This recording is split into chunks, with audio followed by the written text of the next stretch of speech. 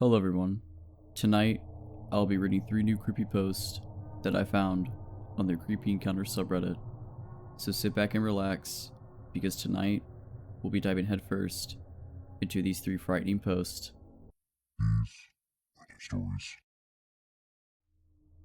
On January 9th, 2021, at 6:31 a.m., a Redditor would post their unnerving experience.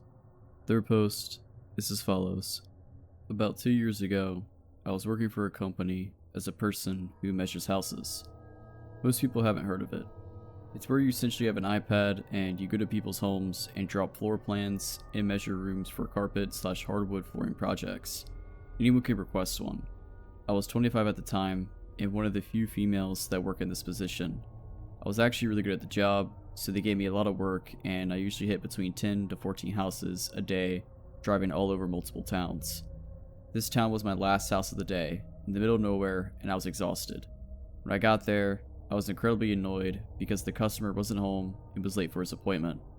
10 minutes later, he pulls up next to my car. He was a middle-aged man, balding, wearing a normal office job attire with a tie and everything. He seemed a bit awkward, but was apologetic and let me into his home. Upon entering, the house was unbelievably spotless and organized. Minimal furniture, it smelled like cleaning supplies. It didn't strike me as odd at first. He had 2 cats lounging in the living room. He first started acting weird as I was directed to the first bedroom. He mentioned, "Wow, my cats love you. They don't take to strangers like this usually." But his cats literally didn't move or come near me at all. I just nodded and smiled while I got to work, scaling out the master bedroom with my iPad. He started inquiring about the electronics I was using. "Do they keep track of you where you are on that thing?" Immediate red flag. "Yes, and my boss knows how long each job should take based on the scope of work. It's incredible technology." I lied without missing a beat. He agreed that it was amazing. "Be careful, don't touch the gun on the nightstand. It might go off," he chuckled. Talk about immediate spine chill. I looked up from my iPad, and sure enough, there was a handgun on the nightstand. I knew instantly that I needed to behave like nothing that was happening was triggering alarms for me. He directed me to the second bedroom, and he said the exact same thing, warning me of a gun on the nightstand that indeed was there. This was the moment I knew I was in danger. At first, I thought it was just my anxiety around guns, but at this point, the tension building between us was undeniable. There were only 2 bedrooms in the scope of work. I hastily met up with him in the kitchen and began running down the next steps, but he interrupted me. "Could you measure the basement stairs? I forgot to add them to the list, and I think I might want to carpet them in the future." My heart dropped, but my stupid customer service conditioned brain could not figure out how to get away from saying no. He led me to the basement door, and you guys, there was no way he was planning on doing anything with these stairs. They were plank wooden stairs, L-shaped, going down, leading to an unfinished basement. Unfortunately, in order to get an accurate measure, I had to walk all the way down them to the basement.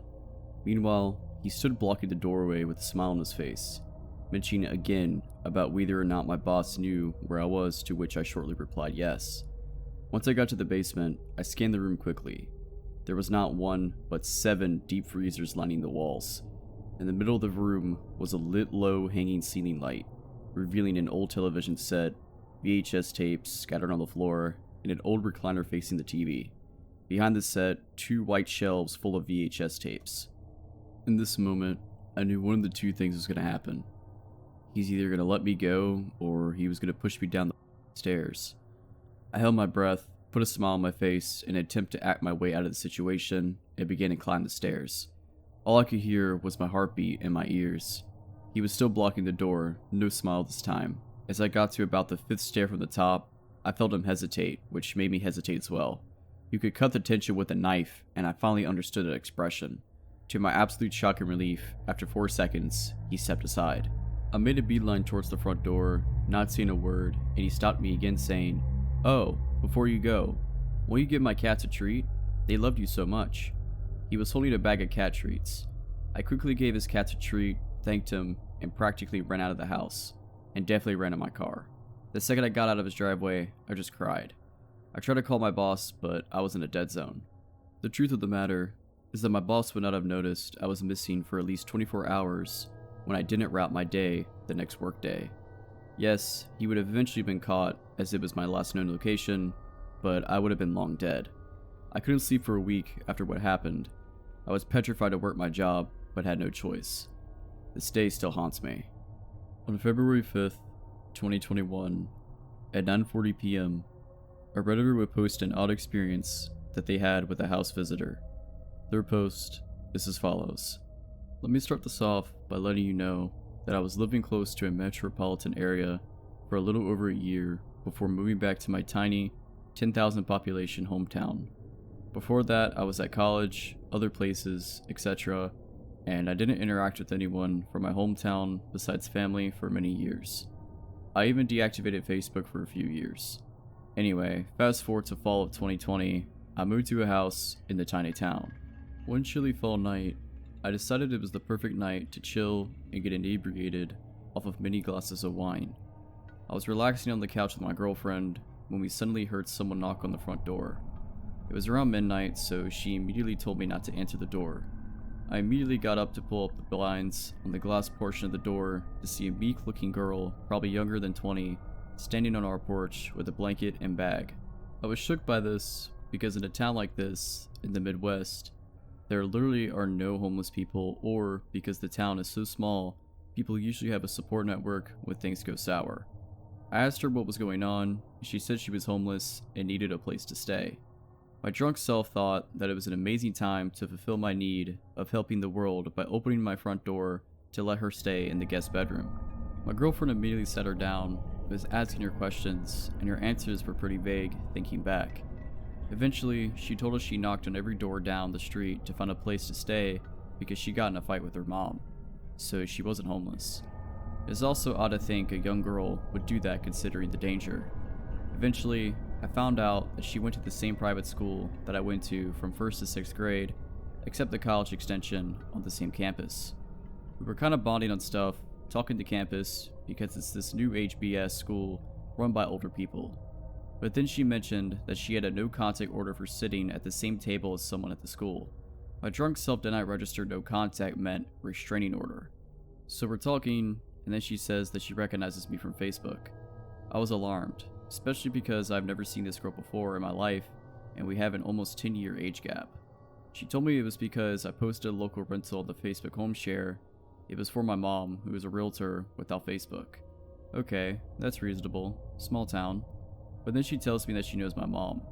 This is alarming because my mom and I have different last names, and she doesn't have social media or any way to connect us. Another thing my drunk self registered only the next morning. Fast forward to the morning, she says she's going to leave, and I ask her if she wants to ride home because it's cold out. As I drive down the street several miles, I realize she does live on the same street, but she also would have had to pass at least 5 developments and many rows of houses to get to my house. Was I really the only one to answer the door, or did she target my house specifically?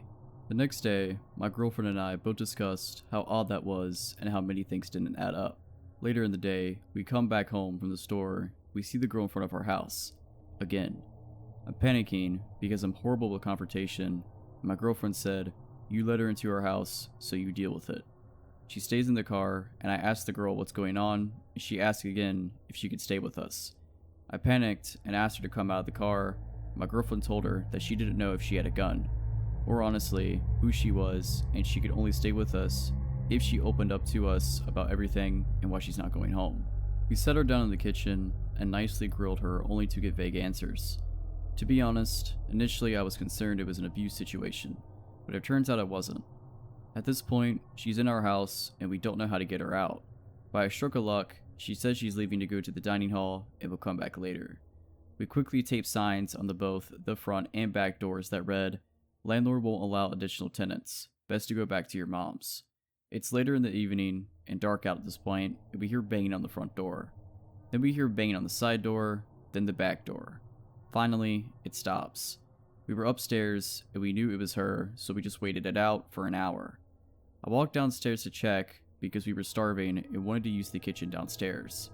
I decided to take literally one finger and slide one blind shade up from another to peek through the kitchen glass doors, and she's standing there facing me in the pitch black on my back deck. After an hour, I looked her dead in the eye and then turned around and went upstairs. Time passed and she eventually left. When I opened the door, we noticed she took the handwritten notes. As the next day rolls by, everybody's mom and cousin is lecturing / laughing at me about opening my door to a stranger, which to be honest, I would never do normally.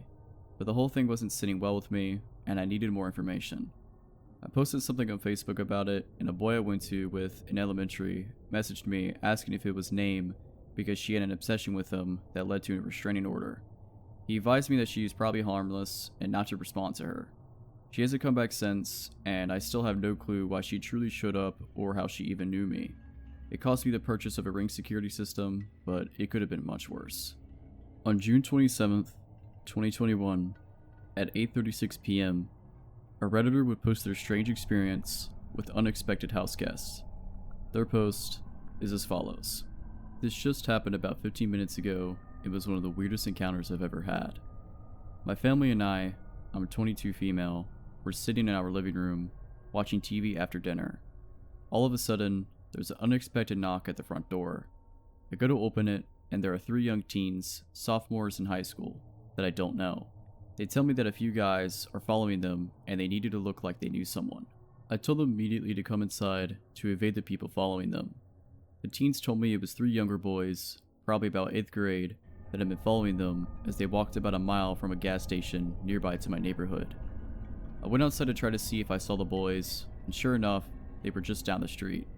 When I stepped outside, they yelled, "Lacey, is that you?" I didn't answer, but went inside and asked if any of the girls seeking refuge were named Lacey. None were. My dad then went outside to tell the boys to move along, and they got super mouthy and rude. Eventually, they went up to the street and out of sight. However, they came back down a few minutes later. So I opened the door and yelled for them to leave, but they argued with me and wouldn't go anywhere. My dad went back outside, and a neighbor heard the yelling and came to see what was happening. With the threat of 2 grown men, the boys finally left, not without some lip though. I then drove the 3 teens back to one of their houses so they could evade the boys and get home safely. Something was really weird about the interactions with the young boys. I don't know what they were looking to do, or if they were just looking for trouble, but something did not sit right with me. Just glad the 3 teens felt my house was a safe place to go. So, that's it. I hope you all enjoyed these 3 creepy stories. If you all enjoyed this video, consider liking this video and subscribing to my channel. What were your thoughts on these stories? Did you think they're real or fake? Let me know down in the comments below. Happy New Year, guys, and as always, have a nice day.